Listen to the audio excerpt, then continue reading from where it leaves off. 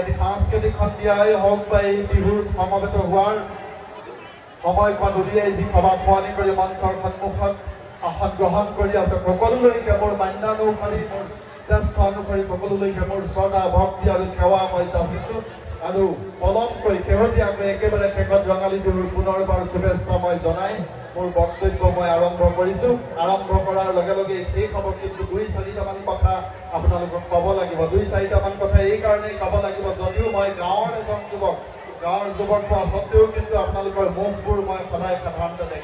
দেখা নাপাওঁ বা দেখা পোৱাৰ আমাৰো হেঁপাহ থাকে, কিন্তু সেই হেঁপাহবোৰ হয়তো সময়ৰ মানুহে সকলো ধৰণৰ কাম কাজ কথা বাৰ্তা ভবা মতে সকলো নহয়। কিন্তু তাৰ আগেয়ে হয়তো আপোনালোকে মোক লক্ষ্য কৰিছে, মই হয়তো হাঁহিব নাজানো। আপোনালোকেও ভাবিছে হয়তো আপোনালোকৰ বাৰীন্দ্ৰই হাঁহিব নাজানে, আৰু সেই কথাটো মই নিজেও অনুভৱ কৰিছোঁ। এই যে হাঁহিবৰ নজনা মুখখন মোৰ এতিয়া নাছিলে, এটা সময়ত মোৰ এনেকুৱা আছিলে, মই সকলো সময়তে কথা মুখখন খোলাৰ লগে লগে মোৰ হাঁহিটোৱেই প্ৰথম আহিছিলে। তাৰপিছতে মই দেখিলোঁ মোৰ হাঁহি থকা মুখখনক লৈ বহুত মানুহে ভেকুচালিয়ে কৰা আৰম্ভ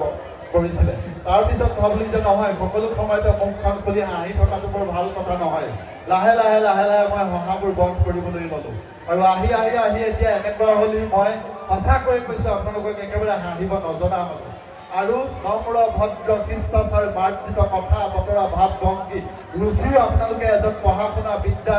আয়ত্ত কৰা লোকৰ মাজত যি ধৰণে দেখিব লাগে হয়তো সেই ধৰণে মোৰ ভিতৰত দেখা নাপাব। কিন্তু তাৰ ভিতৰত এনেকুৱাও নহয় যে মই আপোনালোকক সেই শিষ্টাচাৰ মনৰ পৰা পালন নকৰোঁ। আমাৰ গাঁৱৰ, ময়ো যিহেতুকে গাঁৱৰ ল'ৰা, গাঁৱৰ ধূলি বালি বোকালৈ ডাঙৰ দীঘল হোৱা, আমাৰ গাঁওবোৰত সাধাৰণতে একেবাৰে জ্যেষ্ঠজনৰ বাবে 2 এবছৰ ইফাল সিফাল সকলোকো নাম ধৰি মতাৰেই এটা পৰম্পৰা আছিলে। গতিকে আমিও তেনেধৰণে সকলোকে সেই ধৰণেই মাত বোল কৰোঁ। আৰু হয়তো এতিয়া আপোনালোকে যদি কোনোবাই ভাবিবই পাৰে যে ল'ৰাজনে বা মানুহজনে মাত মাতিবই নাজানে, হয়তো তেনেকুৱাকে ভবাটো আপোনালোকৰ কোনো ডাঙৰ কথা নহয়। কিন্তু মই আপোনালোকক স্বীকাৰ কৰিছোঁ যে হয়তো ভাৱ ভংগী মাত কথা বতৰা আচাৰ আচৰণত আপোনালোকে তেনেকুৱা কেতিয়াবা অনুভৱ কৰিলেও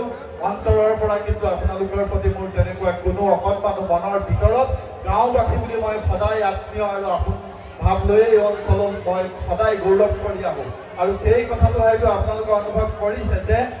সপ্তাহটোত মই 5 দিন হয়তো তাঁত পাতি কৰি 82 কিলোমিটাৰ অতিক্ৰম কৰি মই গাঁৱলৈ ঢাপলি মেলোঁ। হয়তো আপোনালোকে ভাবিছে ল'ৰা ছোৱালী ঘৰ সংসাৰ ইয়াতে সকলো আছে, গতিকে আমাৰ কাৰণে অহা নাই, তেওঁলোকৰ কাৰণে আহিছে। হয়তো সেইটো সঁচা কথা নহয়, আৰু সেইটো সঁচা কথা কোৱা হ'লে মই আজি 6 বজাতে আহি ঘৰ পালোহিহেঁতেন। মই ইয়াত আহি পাইছোঁহি 10 বজাত। পোনে পোনে মই ঘৰত সাজটো সলাই মই ডাইৰেক্ট ইয়ালৈকে আহিছোঁ। গতিকে আপোনালোকৰ প্ৰতি মোৰ মৰম আছে, আপোনালোকৰ প্ৰতি মোৰ শ্ৰদ্ধা আছে, আপোনালোকৰ প্ৰতি মোৰ স্নেহ আছে। এইখন গাঁও বুলি মই নিজকে মই গৌৰৱ বোধ কৰোঁ। কেৱল আলহী গাঁও নহয়, মৰিচা আলহী 2খন গাঁৱকেই মই মোৰ নিজৰ হিয়াৰ এপোন এখন গাঁও বুলি মই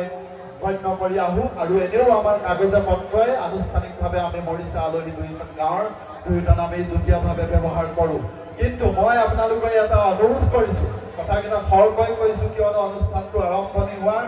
8 ঘণ্টামানৰ আগৰ পৰাই কৈছে যে সভাখন ছুটি কৰিব লাগে। মই জানো যে সভাখন ছুটি কৰিবলৈ তেওঁলোকৰ ভয় নাই, তেওঁলোকৰ কেৱল মোক লৈ ভয় যাতে মই 1 ঘণ্টামান বক্তব্য দি দিলে সভাখন দীঘলীয়া হৈ যাব। গতিকে মই অলপ খৰখেদাকৈ কৈছোঁ, যেনেকৈ গীত মাতবোৰ আপোনালোকে টেপ ৰেকৰ্ডাৰ আগত ফৰৱাৰ্ড মোডত শুনিলে যেনেকুৱা চাউণ্ড হয়, তেনেকুৱাকৈ SF মোডত মই ক'বলৈ আৰম্ভ কৰিছোঁ। কিন্তু একেবাৰে প্ৰথমে মই আপোনালোকক 2-4টা কথা সুধি যাম, আপোনালোকে মোৰ লগে লগে কৈ যাব। কাৰণ অলপ সময়ৰ পিছতে হয়তো আপোনালোকৰ গায়কজনে আহি ক'ব যে মোৰ লগে লগে নাচি থাকক, আপোনালোকে নাচি থাকিব। মোৰ লগে লগে আপোনালোকে হাত চাপৰি বজাই থাকক, আপোনালোকে বজাই থাকিব। তেওঁ যি কাকে আপোনালোকে তাকেই কৰিব। কিন্তু এবাৰ আপোনালোকে কওক যে মই সুধিম আপোনালোকৰ গাঁওখনৰ নাম কি, এবাৰ কওক, সকলোৱে জানে উচ্চাৰণ কৰক। মৰিচা আলহী গাঁও। কিন্তু সকলোৱে মতা নাই। নিজৰ গাঁওখনৰ নামটো কেতিয়াবা আপোনালোকে উচ্চাৰণ কৰি পাইছেনে? এতিয়া মই সোধাৰ পিছতো আপোনালোকে ক'বলৈ সাহস কৰা নাই। আপোনালোকৰ গাঁওখনৰ নামটো মৰিচা আলহী গাঁও। আপোনালোকৰ চহৰখনৰ নাম চাবুৱা। আপোনালোকৰ জিলাখনৰ নাম ডিব্ৰুগড় জিলা। আপোনালোকৰ দেশখনৰ নাম অসম দেশ। আপোনালোকৰ দেশখনৰ নাম আমি অসম বুলি কওঁ, যদিও আচলতে অসম দেশ নহয়, অসম ৰাজ্য। আৰু এতিয়া কওক আপোনালোকৰ দেশখনৰ নাম ভাৰতবৰ্ষ হয় এই কথাটো আমি মনত ৰাখিব লাগিব মই কথাটো এই কাৰণেই বঢ়াই দিছো যে আমাৰ যিসকল উত্তৰ প্ৰজন্ম কণ কণ মইনা সৰু সৰু ল'ৰা ছোৱালীসকল আছে তেওঁলোকে কিন্তু বহুতেই আমাৰ দেশখন অসমৰ পিছৰখিনি যাব নোখোজে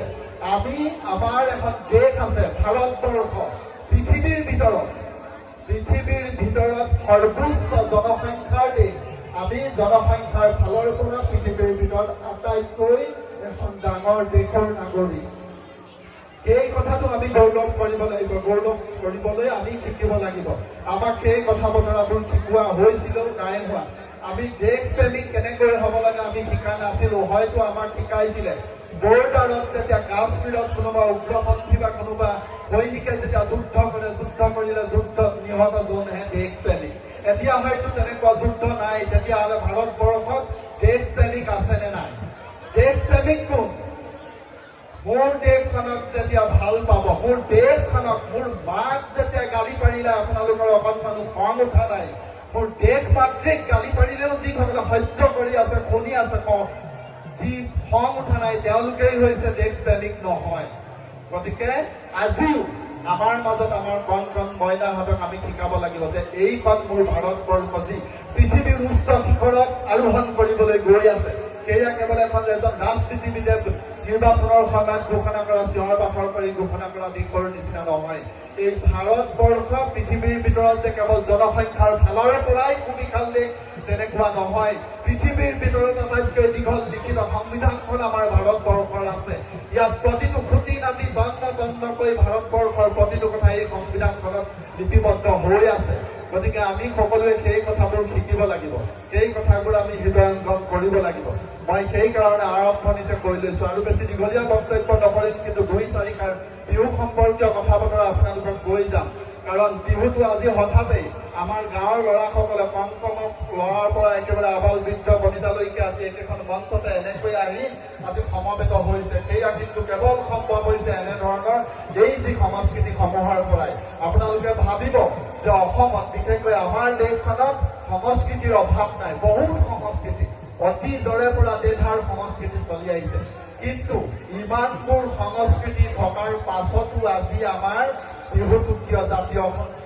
জাতীয় উৎসৱ বুলি আমি মানি ললো গতিকে সেইটো কেৱল কিতাপত আমি ৰচনা লিখোঁতে লিখা এটা জাতীয় উৎসৱ বিহু নহয় এই বিহুটো আজি হাজাৰ বছৰ অতিক্ৰম কৰাৰ পিছতো সকলো মানুহৰ মনতে জাতি বৰ্ণ ভাষা নিৰ্বিশেষে অসমত বাস কৰা প্ৰতিজনৰ হৃদয়ত অনুৰণিত হৈ আছে তাৰ অন্তৰালত যথেষ্ট কাৰণ আছে মই অনুৰোধ কৰিছো সেয়া কেৱল ভুল বা অন্য কিবা কথা বুলি মই ক'ব খোজা নাই আমি সেই পৰম্পৰা সংস্কৃতিবোৰৰ এয়া ক্ৰমে আহি আজি এখন মঞ্চ বিহু আৰম্ভ হৈছে মঞ্চ বিহু আৰম্ভ হোৱা বহুত দিন হ'ল মই সেই কথাটো এতিয়া ক'ব খোজা নাই কোনোবাই ক'ব খোজে গুৱাহাটীত আৰম্ভ হ'ব খুজিছে ৰাধা গোবিন্দ বৰুৱাই কোনোবাই কয় নগাঁৱত আৰম্ভ হৈছে যিয়েই নহওক কিন্তু এই মঞ্চ বিহুখনো আমাৰ সেই যি পুৰণিকলীয়া বিহুৰ পৰা আহি এনেকুৱা মঞ্চ পৰ্যায় পাইছেই গতিকে আমি যেনেকৈ দৰা গাড়ীখন গ'লে গাড়ীৰ মাজতো এটা সামান্য কলপুলি এটা হ'লেও আনি লওঁ কলপুলি পুতিব নোৱাৰো ঠিক তেনেকৈ আমি মঞ্চত অন্তত গছৰ পাতৰ নিচিনা দুটা ঠালিও যদি আমি ওলমাই দিওঁ তেতিয়াহ'লে আমি গম পাম যে সেই পথাৰৰ পৰা বিহুখনে আহি আজি আধুনিক ৰূপ লৈ এখন মঞ্চ ৰূপত হৈছে তথাপি আমি প্ৰতীক ৰূপত দুজোপা গছৰ দুটা ডাল অন্তত আমি আনি ল'ব পাৰো গতিকে সেই কথাবোৰ মই ভুল বুলি ক'ব খোজা নাই কিন্তু আমি তেনেকুৱা কথাবোৰ আমি মন কাণ দি যাব লাগিব আৰু এজন আমাৰ বক্তাই বিশেষকৈ যুগল বৰুৱাই সেই কথাটো কৈছিল যে আমি কৃষকসকলক সন্মান কৰিব লগা হয় এনেকুৱা মঞ্চবোৰতেই আমি আমাৰ অন্তত অঞ্চলটোৰ যদি কোনোবা 10জন শ্ৰেষ্ঠ যদি কৃষক আছে সেই যিসকলে কৃষিৰ ক্ষেত্ৰত আজিও বছৰ ধৰি এই কৃষিৰ পৰম্পৰাটো ধৰি আছে তেনেকুৱা 10জন কৃষকক মাতি আনি হয়তো এখন গামোচাৰে আদৰণি জনোৱাটো আমাৰ কোনো কৃপণালি কৰা হোৱা উচিত নহয় সেইখিনি পৰৱৰ্তী সময়ত আমি সেইখিনি কাম কৰিব লাগিব তাৰপিছতে মই এটা কথা নকলে মোৰ আধৰুৱা হৈ ল'ব আজি মই বহু বছৰৰ পৰা মনৰ মাজত সেই কথাকেইটা পুহি ৰাখিছো এনেকুৱা এখন মঞ্চ মই বিশেষকৈ আমাৰ গাঁওখনৰ মই এইখিনিতে আলহী গাঁৱৰ কথা ক'ব খুজিছো এইখন আলহী গাঁও মই জনা হ'ব দিনৰে পৰা এখন মাতৃ প্ৰধান দেশ আপোনালোকে বিশ্বাস কৰেনে মই কিন্তু কৰো এইখন মাতৃ প্ৰধান দেশ আমাৰ গাঁৱৰ যিসকল আই মাতৃ আছে মই আজিৰ তাৰিখৰ কণ মইনা বা যুৱক যুৱতীসকলৰ কথা ক'ব খোজা নাই তেওঁলোকৰ আগৰ প্ৰায় আমাৰ শেষ হৈ আহিছে যিসকল আই মাতৃ আমাৰ সৰুকালৰ পৰা মানৱতত আই মাতৃ বুলি ক'লে যিসকলৰ ছবি মই মনৰ ভিতৰত কঢ়িয়াই লৈ ফুৰিছো সেই আই মাতৃসকলৰ নিচিনা সাহসী কৰ্মশীল চতুৰ গুণী জ্ঞানী বিদ্যান আই মাতৃ এই ওচৰ চুবুৰীয়া গাঁৱৰ কোনোবা গাঁৱত যে আছে সেই কথাটো মোৰ বিশ্বাস নহয় যিসকল মহিলা আপোনালোকে ইয়াৰ মাজত থিয় হৈ আছে হয়তো মোৰ নিজৰ সন্তানটিকো সাঙুৰি লৈ মই ক'ব খুজিছো আপোনালোকে সন্তান সতী সন্ততিসকলক হয়তো শিকাইছে আপোনাৰ কেঁচুৱাটো বা ছোৱালীজনীয়ে পিছা এটা দেখিলে চিঞৰ বাখৰ কৰি দেদাৰি পাৰিবলৈ আপোনালোকে শিকাইছে বা কৰিছে যে মোৰ ছোৱালীজনীয়ে পিছা এটা দেখিলে চিঞৰে সেইটো ফূৰ্তি কৰিছে কোনোবাই ভেকুলী এটা দেখিলে হয়তো দেদাৰি পাৰি পলোৱা ছোৱালী দেখিছে কিন্তু আমাৰ আই মাতৃসকল তেনেকুৱা নাছিলে আমাৰ আই মাতৃসকলে মই যিসকলে এতিয়াও মই লিখি দিব পাৰিম মহিলা নালাগে আমাৰ ইয়াত উপস্থিত থকা পুৰুষসকলৰ সন্মুখতো যদি এডাল খাপ ওলাই হয়তো তেওঁলোকে হয়তো ভয়াটো নহ'ব বুলি মই ক'ব খোজা নাই আমাৰ আই মাতৃসকলে কিন্তু খাপৰ নেগুৰত ধৰি ঘূৰাই দিয়া আই মাতৃসকল আছে এই গাঁৱৰ মহিলাসকল তেনেকুৱা সাহসী আছিলে তেনেকুৱা কৰ্মপটু আছিলে যিসকল মহিলাই মই এতিয়াও লিখি দিব পাৰিম আমাৰ গাঁৱৰ মহিলা নালাগে পুৰুষেও ডিব্ৰুগড়খনৰ চাৰি চৌহদ দেখা নাই কিন্তু আজিৰ পৰা 30-40 বছৰৰ আগে আমাৰ গাঁৱৰ মহিলাসকলে কিন্তু ডিব্ৰুগড় টাউনৰ ইমূৰৰ পৰা সিমূৰলৈ চুকে কোণে অলিয়ে গলিয়ে ব্যৱসায় কৰি ঘূৰি ফুৰিছিলে কাৰণ মই নিজে প্ৰত্যক্ষ কৰিছো তেওঁলোকে প্ৰতিটো গাঁৱৰ প্ৰতিজন ব্যক্তিক তেওঁলোকে দিশ দৰ্শন কৰিব পৰা মহিলা আমাৰ গাঁৱৰ মাজত আছিলে আমাৰ গাঁৱৰ যিসকল ৰোৱনী দাৱনী আছিলে তেওঁলোকৰ নিচিনা শব্দবোৰ এই সময়তে ওলাই তেওঁলোকৰ নিচিনা কৰ্মপটু মসৃণ বোৱা কটা বোৱা জনা মহিলা হয়তো ওচৰ চুবুৰীয়া গাঁৱত খুব কমেই ওলাব গতিকে সেইবোৰ আমাৰ গৌৰৱ সেইবোৰ আমাৰ ঐতিহ্য আছিলে নিচিনা হৈছে এই কাৰণেই ক'ব লগা হৈছে এতিয়া কিন্তু নতুন প্ৰজন্ম যুৱ প্ৰজন্মৰ মাজত যুৱক যুৱতীসকলৰ মাজত তেনেকুৱা কৰ্ম কেৱল নামে কামে আমি সকলো অনুকৰণ কৰিছো আমাৰ গাঁও পিছ পৰি থকা নাই ৰাস্তা পদূলি ঘাট সকলো হৈছে কোনোবাই যদি বিহু সন্মিলন পাতিছে আমিও পাতিছো কোনোবাই যদি ভাওনা কৰিছে আমিও কৰিছো কোনোবাই যদি থিয়েটাৰ আনিছে আমিও আনিছো সকলোতে পিছ পৰি থকা নাই কিন্তু কিছু কিছু ক্ষেত্ৰত আমি পিছ পৰি আছো আমাৰ কণ ছাত্ৰ ছাত্ৰী মইনাহঁতক কেৱল যে হাফ পেণ্ট বা লং পেণ্ট এটা পিন্ধিলেই যে আধুনিক প্ৰজন্মৰ হৈ পৰিব পাৰে তেনেকুৱা কথা নহয় হয়তো মেখেলা চাদৰ ধুতি পঞ্জাবী পিঠিও যেতিয়া গৰমত আৰু মানুহ নিজে যদি আধুনিক যুগৰ লগত পৰিচয় হ'ব পাৰে তেতিয়াই হয়তো আধুনিকতা হ'ব কিন্তু মই এটা কথা কৈ থব খোজো সেইটো আমাৰ গাঁও বুলি মই ক'ব খোজা নাই আমাৰ যিসকল মহিলাসকলৰ মাজত দেখা যায় দৰ্শিততে আছিলে আজিকালি কমি আহিছে এই যে বহুত ডাঙৰ দীঘল এটা উৰণি লৈছিলে সেইটো কিন্তু আমাৰ পৰম্পৰা নহয় সেই কথাটো আপোনালোকক কৈ দিছো আগতে আমিও নাজানিছিলো এতিয়া আমি পঢ়া শুনা কৰি যিমানখিনি মানুহ দেখিছো বা পঢ়া শুনা কৰি গম পাইছো যে ভাৰতবৰ্ষ মহিলাৰ মাজত বিশেষকৈ পৰ্দা প্ৰথা আমাৰ নাই যি পৰ্দা কোনোবাই গুৰখাৰ নিচিনা আৱৰি ৰাখি গোটেইসকলৰ পিছে সেইসমূহ কিন্তু পৰ্দা প্ৰথা আমাৰ খিলঞ্জীয়া লোকসকলৰ মাজত নাই গতিকে এইটো নহয় যে কোনোবা মহিলাই কিবা উৰণি এখন টানি লৈছে সেইটো মই বেয়া কথা বুলি ক'ব খোজা নাই কিন্তু কোনোবাই যদি দীঘলকৈ মূৰ টানি চুচৰি যোৱাকৈ যদি উৰণি নটনাৰ কাৰণে যদি কোনোবাই কাৰোবাক বেয়া পাইছে সেই কথাটো কিন্তু আমি আপোনালোকক মই দিয়া কথাটো একেবাৰে সত্য বুলি ক'ব খোজা নাই কিন্তু আমি এতিয়া যিকণ অনুভৱ কৰিছো যে পৰ্দা প্ৰথা কেৱল আমাৰ গাঁও বুলি নহয় অসম বা ভাৰতৰ আমাৰ খিলঞ্জীয়া লোকসকলৰ মাজত নাই কোনোবা ভৰাইটোৰ মহিলা কৰোবাৰ পৰা পলাই আহি ইয়াতে লুকাই চুৰ কৰি মূৰ থাকি কোনোবা থাকিব পাৰে কিন্তু আমাৰ খিলঞ্জীয়া মহিলাসকলে আমাৰ পুৰুষসকলক দেখি লুকাই চুৰ কৰি থাকিবলগীয়া তেনেকুৱা অৱস্থা আমাৰ সমাজবোৰত নাছিলে গতিকে এই কথাবোৰ আমি এতিয়া নতুনকৈ চিন্তা কৰিব হ'ল আৰু দীঘলীয়া যথেষ্ট হয় কাৰণ আপোনালোকৰ সময় সুযোগ নাপাওঁ কিন্তু হ'লেও মই সময় আনিছো কেইটামান কথা মই শেষতে একেবাৰে কৈ থৈ যাব খুজিছো যিসকল এতিয়া মই আপোনালোকৰ যিসকল যুৱক যুৱতী আছে যুৱক যুৱতীসকলৰ কাৰণে এটা ঘোষণা কৰি থৈ গৈছো আপোনালোকে মন কাণ দিব চৌদিশে এতিয়া অগ্নিবীৰৰ নাম হয়তো কোনেও শুনা নাই বা দুই এজনে শুনিছে অগ্নিবীৰৰ নিযুক্তি প্ৰক্ৰিয়াবোৰ চলি আছে এই মঞ্চখনত মই তাৰ তথ্য দিব খোজা নাই কিন্তু আপোনালোকে পৰৱৰ্তী সময়ত যোগাযোগ কৰিব অগ্নিবীৰে এতিয়া যুৱক যুৱতীসকল বিশেষকৈ যিসকলে বেছি পঢ়া শুনা নকৰিলে বা যিসকলে পুলিচ আৰ্মিত ভৰ্তি হ'বৰ কাৰণে অহৰহ প্ৰচেষ্টা কৰি আছে সেইসকলে কিন্তু এতিয়া অগ্নিবীৰৰ কাৰণে তেওঁলোকৰ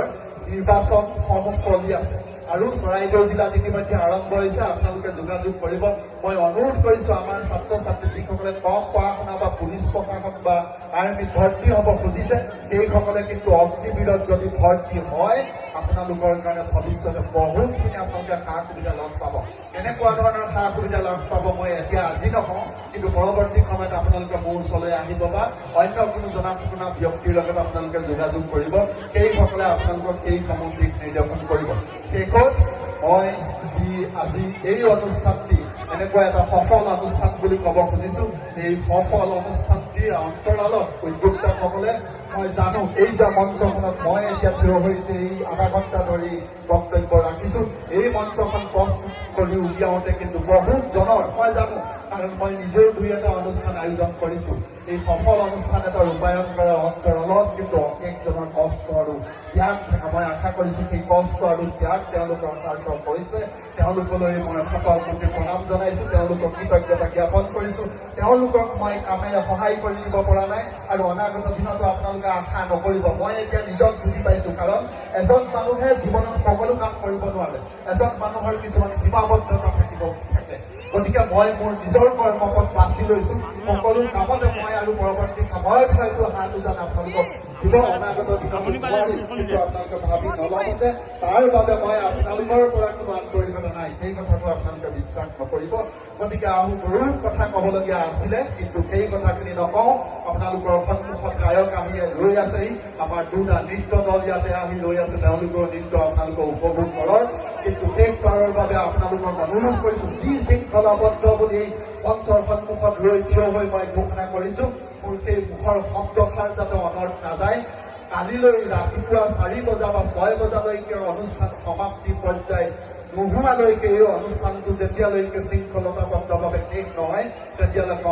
অনুষ্ঠানটি সফল বুলি আমি দাবী কৰিব নোৱাৰো সেইকাৰণে আপোনালোকৰ উদ্যোক্তাৰ লগতে সকলো দৰ্শক প্ৰেমী শ্ৰোতা যিসকল আমাৰ গাঁওবাসী চুবুৰীয়া ইয়াতে আপোনালোকে ৰৈ আছে বহুত কষ্ট কৰি দুখ কষ্টৰে এই অনুষ্ঠানটি আয়োজন কৰিছে যাতে শৃংখলতাবদ্ধতাৰ ক্ষেত্ৰত আপোনালোকে অকণমানো কৃপণালি নকৰে নিৰ্দিষ্ট নিয়মানুৱৰ্তিতা আৰু শৃংখলতাবদ্ধতাৰ পৰিৱেশ বজাই ৰাখি আপোনালোকে আপোনালোকৰ আনন্দ ফূৰ্তি উপভোগ কৰক তাকেই কামনা কৰি আজি মোৰ বক্তব্য সামৰণি মাৰিছো ধন্যবাদ জয় আই অসম জয় হিন্দ